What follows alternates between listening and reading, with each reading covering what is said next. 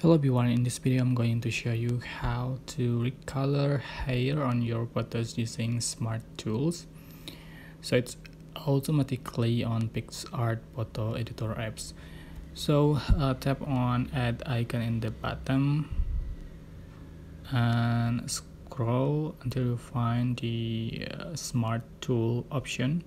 So just select the hair color recolor, click and select your photo you want to edit.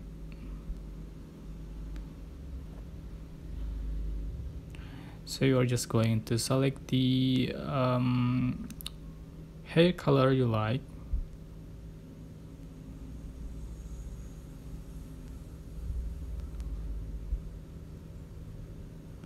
and tap on again to adjust for the fade,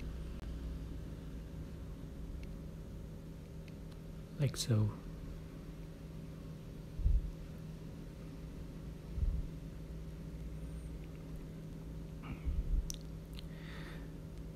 Right, I'm going to try another color.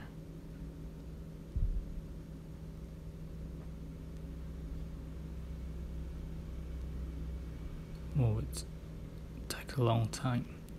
Alright, so basically you can click next to save or post to your Picsart account.